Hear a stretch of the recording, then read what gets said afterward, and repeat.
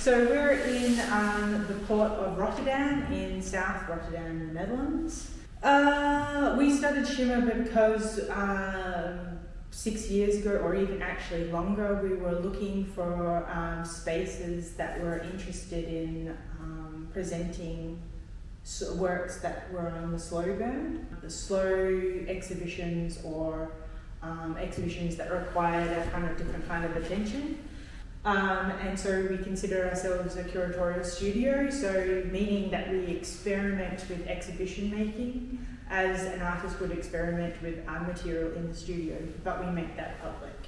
Sometimes we do like a show with like 20 artists, that if you were in a larger space, you would fill the space. Yeah. And we don't have the space for 38 square meters, so then we would just stretch the show over time. Yeah. And then we would also make like, we'd have realizations when we make the show. We were like, oh, actually, it would have been great if this artist was with that artist, and then we would bring the artist's work back in order to show new configurations. So that's what we mean when we say studio, that we don't fix the work in a presentation format. We always try to keep that possibility of a fluid way of making shows available when we have the mental energy to do it, because it kind of starts to feel like the whole thing suspends in your mind as a studio. I would say that we always put the artist and the artwork first, and that's because we're often working from Jason's experience as an artist, but also my experience as a curator working with artists. We talk about this idea of an integrated practice. That's something that's very important to us and to Shimmer. Do you want to explain it? A term that we learned from film, which is that everything in the studio gets sort of centralized. The production, the actors, the distribution, the funding, like you all try to have it in one house.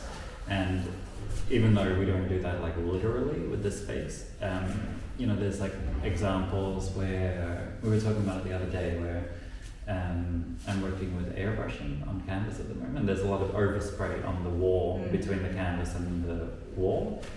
And then when the canvases are removed, you have these like beautiful oversprayed lines. And we were thinking about like what artists like work in the overspray, And so that will then stem, or it won't stem another show, but it could. Yeah, it often does. Or like what are the support structures, like the stretcher bars, and who works in the stretcher bars? Yeah. Who is the artists that are also supporting and maybe not displaying, but covering their work with something else. So like the studio practice in its most expanded sense informs the shows very deeply.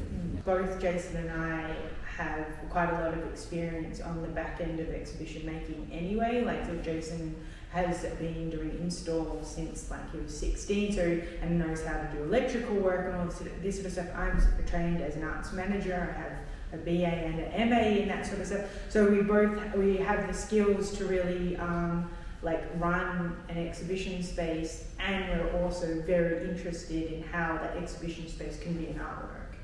So I think like it's everything is a creative act, I think.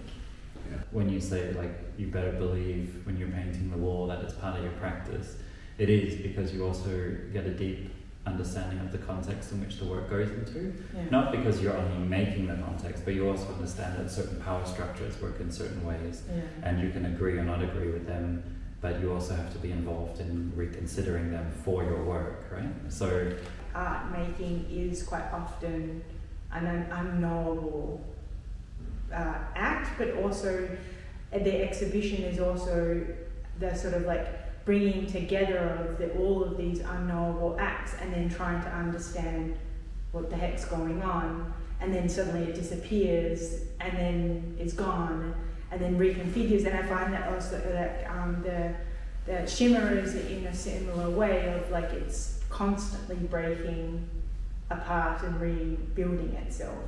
If somebody was to ask you, are you going to Shimmer? What a wonderful sentence that